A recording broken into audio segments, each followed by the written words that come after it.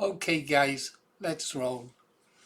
I got a couple of bits of information for you, and then I'm going to tell you a story. Whether the story I tell you is based on real life or whether it's just fiction dragged out of my mind, I'll let you decide that. First, let's have a little bit of news.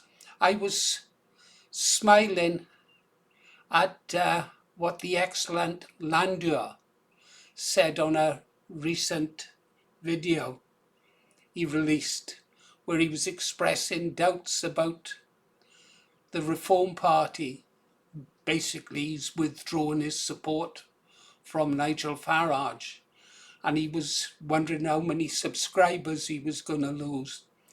But I liked what he said. He thinks the same as I. He, the truth to him is more important than subscribers, and that applies to me. But at tip Lander. Now, another at tip to a commenter, and his name escapes me, suggested that I look into the origins of the English Defence League and see what it was called originally.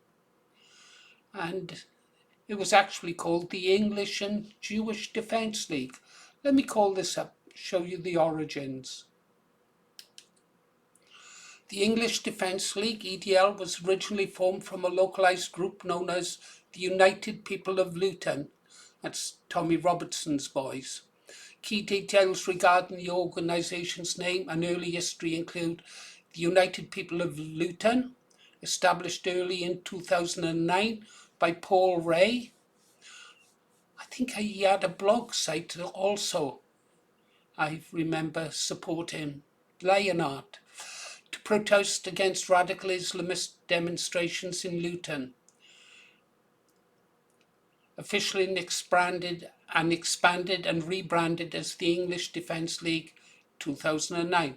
Proposed alternative, the founder also considered the name British Defence League, rejected it because it was too similar to the British National Party. They were never allies. Influenced by the WDL, specifically modelled after the Welsh Defence League, WDL. I think that was Joe Marsh and his boys. Later formal variants between 2011 and 2014, the organisation briefly operated under the registered name of the English and Jewish Defence League, EDL. So for 3 years, they were going as the English and Jewish Defence League. Now, I have said that the only flags that should be flown at protests across the United Kingdom are the flags of the United Kingdom. Union Jack, the English flag, the Welsh flag, the Ulster flag, no surrender, and the Scottish flag. Yeah. Maybe by invite the ROI. Yeah.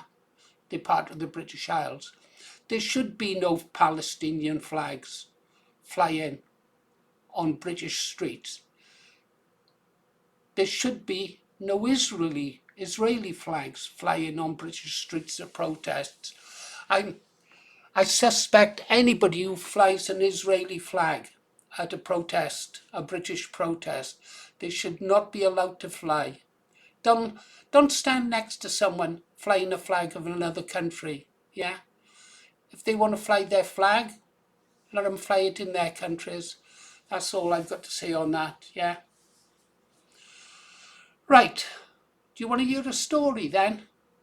If not, you can go now. This story is about a young man. I guess we'll say he's about Tommy's age, shall we?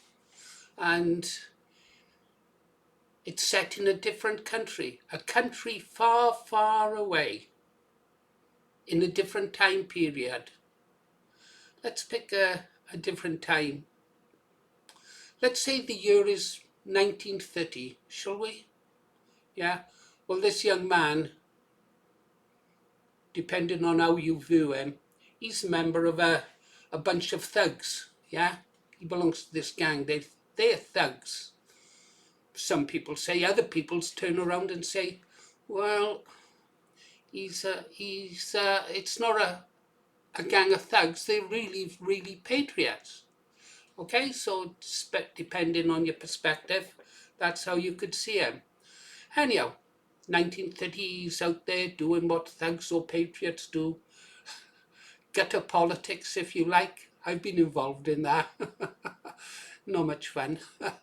uh, and at any rate, this young man, he rises up the ranks and he becomes a local organizer or a gang leader, whatever you choose to call him. And then one day, he gets murdered by a gang member from another side, someone like, I don't know, the forerunners to the Anti-Nazi League, the UAF, Unite Against Fascism, and I suppose what you would call Antifa today. So this young man, this thug, or this patriot, is killed by this communist thug. And perhaps that's where the story would have ended. But before he died, this young man had written some lyrics for a chant and a song that would become popular amongst his colleagues who were left behind. And they would sing it in honor of his memory. They didn't want to forget this guy, okay? And this song was really popular. But sadly for the members of the deceased gang leader member, there was a bigger, tougher gang, and they wanted to rule the block. They wanted to control the streets. So one night, it was a long night, a very long night, they got together some weapons, perhaps knives, yeah? And they went and sorted out the other gang once and for all. And it was last man standing.